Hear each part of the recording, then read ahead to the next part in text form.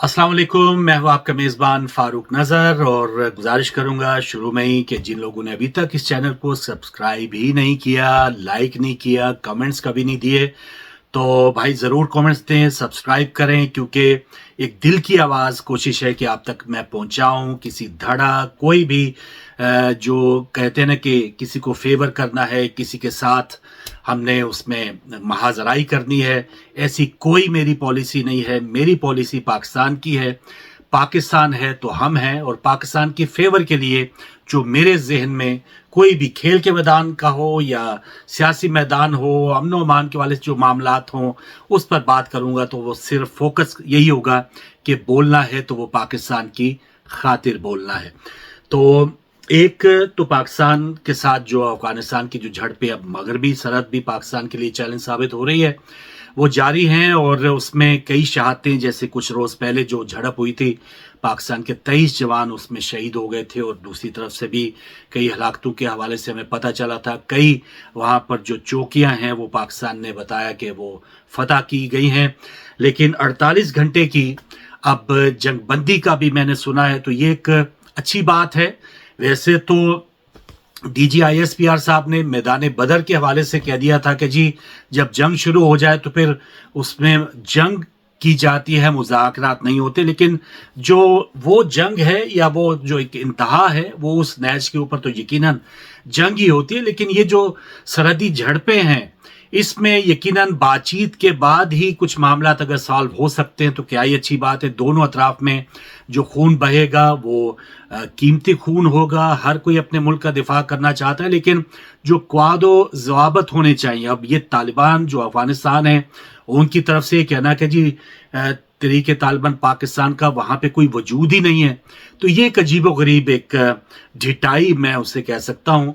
और वही बात के हाथों की लगाई हुई फिर मुंह से खोलना पड़ रही है। पाकिस्तान की जो लगातार ऐसी पॉलिसीज थी कि हमने बहुत ज़्यादा फ्री हैंड भी दिया, मुहाजिरीन के हवाले से बात होती है, लेकिन जो पाकिस्तान को फिर लौटाया गया, इसमें यकीनन हमारी पाकिस्तान की जो रेजीम्स हैं मुख्तलिफ, जब भी कमांड करने वाले हमारे अफसरान आते हैं उनका एक अपना लाएमल होता है। इस वक्त जो आसिम मुनीर साहब या उनकी टीम है वो इसमें चाह रहे हैं कि वो एग्रेशन के साथ इस मामले को हल करें।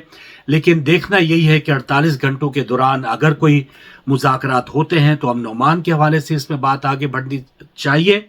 और जो तालिबान जो वहाँ पे अब गए हैं, इंडिया का दौरा वज़ीर ख़ारजा का था उनका, तो यकीनन वहाँ पर उनको पूरी शह दी गई होगी।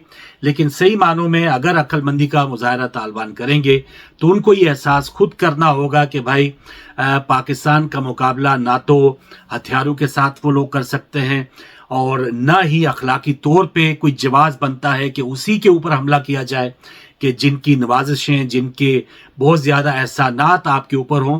तो ये दोनों अतराफ में तालिबान जो हैं उनको सोचना पड़ेगा। अब 48 घंटे बड़े अहम हैं। उम्मीद है कि कुछ होश के नाखून लिए जाएंगे और अगर ना लिए गए तो फिर ये मौका होगा कि पूरा एक पक्का, एक सही, ठीक ठाक, तगड़ा सबक सिखाया जाए। और बहुत अच्छा लगा DGISPR साहब की जो कुछ रोज पहले जो प्रेस कॉन्फ्रेंस थी सोहेल आफरीदी साहब के मुतालिक, उसके ऊपर मुझे एतराज भी था। सब ज्यादातर जो पाकिस्तानी हैं उनको यही इतराज है कि भाई आपका ये काम नहीं है कि सियासी मामलात में कोई सियासी जमात अपना फैसला करती है, उसकी अक्सरियत एक सूबे में वो किस बंदे को ला रही है, उसमें आपकी कोई सरोकार नहीं होनी चाहिए।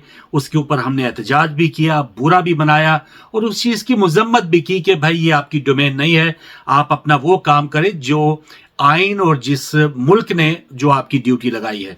और जब आपकी ड्यूटी जब आप दे रहे होते हैं, हम आपको सलाम पेश करते हैं, हम आपके ऊपर फख्र करते हैं।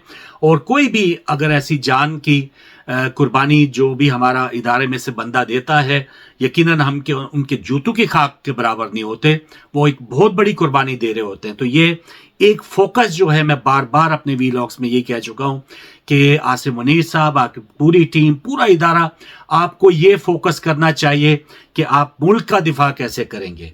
पाकिस्तानी अवाम का ये काम है कि वो कौन लीडरों को या किन सियासी जमातों को चाहते हैं कि वो इक़्तिदार में आए। तो ये अलग अलग काम है। कौम का काम क्या है وہ کام ہے حکومت کو بنانا چننا، اور پھر حکومت جو ہے وہ سارے اداروں کو ایک انتظامی طور پہ چلانے کے لیے اقدامات کرتی ہے. اور جیسے خود آپ نے کہا تھا کہ ہمارا کام جو ہے وہ ایک ادارے کا کام ہے، نہ کہ ہم پوری ریاست ہے. تو یہ ایک اچھی بات ہے، اور اس میں مجھے امید ہے کہ جو سہیل آفریدی صاحب نے حلف لے لیا ہے، یہ ایک پھر بھی مجھے لگ رہا ہے کہ کہیں نہ کہیں کوئی ہوش کے ناخن لیے گئے ہیں، پاکستان کا سوچا گیا ہے اس ادارے کی طرف سے کہ جو تلا ہوا تھا. پشاور ہائی کورٹ کی طرف سے یہ جواب آ جانا کہ بھائی، اور کنڈی صاحب نے تو اپنا کمال کر دیا، وہ کراچی میں جا کے بیٹھ گئے، حلف ہی نہیں لے رہے تھے. تو وہ پھر پشاور ہائی کورٹ نے ان کو کہا کہ بھائی کل 4 بجے تک، یعنی آج 4 بجے تک حلف لینا ہے. تو وہ ماشاءاللہ پہنچ بھی گئے. بلاول صاحب نے بھی گونگلوں سے کہتے ہیں مٹی جھاڑ دی، ورنہ اگر ان کو انسٹرکشن ہوتی ان کو کنڈی صاحب کو، تو پہلے دن سے ہی جیسے ہی ان کا استعفیٰ آیا تھا، وہ ٹال مٹول بھی نہ پڑتے کہ ہاتھ سے لکھا ہے نہیں ہاتھ سے لکھا، کس وقت لکھا ہے. تو یہ ساری ٹال مٹول، یہ ساری جو حماقتیں ہیں یا جو بیچ میں خباستیں بھی ہیں، وہ سب کچھ حربے اسمال ہوئے ہیں. لیکن جب بالکل منہ کی کھانی پڑی ہے تو بلاول صاحب بھی کہہ رہے ہیں کہ جی گورنر صاحب آپ کو تو وہاں پہ ہونا چاہیے تھا، تو بلاول صاحب آپ کو وہاں پہ ان کو بلانا ہی نہیں چاہیے تھا. تو یہ ایک ساری چیز جو ہے، جب کچھ نہ کہہ سکے تو وہی بات کہ آپ نے اس کی حامی بھر لی. تو یہ چیز سب عوام جانتے ہیں، سب حربے استعمال ہوئے. ایون فضل الرحمان صاحب کے بھائی صاحب بھی پشاور ہائی کورٹ پہنچ گئے تھے کہ اس کو کل عدم قرار دیا جائے. لیکن فتح جو ہوئی ہے اس کو میں سمجھوں گا عوام کی فتح ہے. سہیل آفریدی کو کیا کرنا چاہیے؟ اب سہیل آفریدی جو ہیں، اب وہ وزیر اعلیٰ خیبر پختونخوا ہیں. ایک تو بڑی ایک بدنظمی دیکھنے میں ملی آج جو حلف اٹھا رہے تھے. ایسا نہیں ہونا چاہیے تھا. آپ کوئی سیاسی جلسہ تو تھا نہیں، آپ امن و امان کے ساتھ آپ حلف اٹھاتے، اور یہ کیا دھکم پیل چل رہی ہے. اور ایک عام ایک مجھے وہ مناظر اچھے نہیں لگے ایسے پاکستانی. وہ بہتر انداز میں، ڈسپلنڈ انداز میں ہونا چاہیے تھا. اور وہ پارٹی ورکرز جو تھے، اگر جیالے تھے یا وہ آئی ایس ایف والے جو بھی لوگ تھے، ان کو تھوڑا سا یہ تنظیم کے طور پہ اپنے آپ کو مزید دکھانا پڑے گا کہ بھائی یہ ہم کوئی کام جو ایسا ہے کہ اس کا اہتمام امن و امان کے ساتھ ہو، ایک اچھے انداز کے ساتھ ہو، سدھرے ہوئے انداز کے ساتھ ہو، تو ہم یہ کر سکتے ہیں. تو یہ ایک امیج اچھا نہیں گیا. لیکن امید ہے سہیل آفریدی اب جو اقدامات کریں گے وہ خیبر پختونخوا کے لیے تو اچھے ہوں گے ہی ہوں گے، لیکن پاکستان کے لیے سب سے اہم جو ہے مقدم ہوں گے. اور جو ایک ایک لفظ حلف کا کہتا ہے وہ اپنے حلف کی پاسداری کریں گے. آخری ایشو، لیکن چھوٹا ایشو نہیں، تحریک لبیک کے رہنما سعد رضوی، ان کے بھائی وہ کہاں ہے؟ مرید کے میں وہ آئے، اور ان کی میں فوٹیجز بھی دیکھ رہا تھا، وہ اللہ کے واسطے دے رہے ہیں. وہ جو بھی ان پہ گولیاں چلا رہے تھے ان کی ماؤں کے واسطے دے رہے ہیں، لیکن گولیاں چلانے والے یقیناً وہ باز نہیں آئے. اور کتنی شہادتیں ہوئی ہیں مجھے پتا. وہ 26 نومبر کو جب مختلف ہاسپٹلز میں جو متی اللہ جان یا دیگر صحافی گئے وہ پتہ کرنے کے لیے کہ کتنی ڈیڈ باڈیز آئی ہیں، تو الٹا ان کے اوپر منشیات کا پرچہ لگا دیا گیا. تو یہ ایک حربہ ہوتا ہے. اب وہاں پہ کتنی شہادتیں ہوئی ہیں، کتنے لوگ غائب ہیں، اور اگر سعد رضوی زخمی ہیں یا خدا نخواستہ شہید ہو چکے ہیں، یا ان کے بھائی کی کیا صورتحال ہے، ابھی تک کچھ پتہ نہیں ہے. کچھ لوگ کہہ رہے ہیں اداروں نے ان کو گرفتار کر لیا، اور اگر گرفتار کیا ہے تو وہ بھی سامنے آنا چاہیے. ان کے اوپر اگر کوئی مقدمہ ہے، مقدمہ وہ چلنا چاہیے. لیکن مختلف فوٹیجز ہم دیکھ رہے ہیں.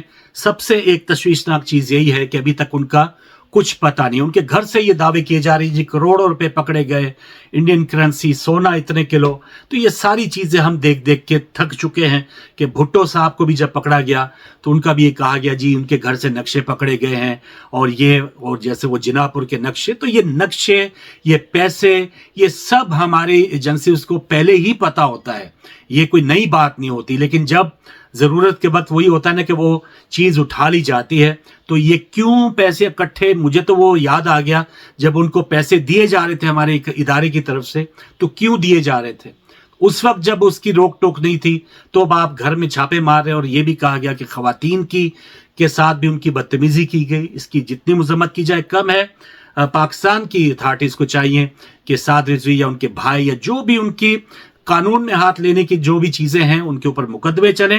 لیکن ایسا نہیں ہونا چاہیے کہ آپ ان کو بالکل غائب ہی کر دیں. یہ آج کا ویلاگ تھا. نئے ویلاگ میں دوبارہ ملیں گے. اجازت دیجیے. خدا حافظ.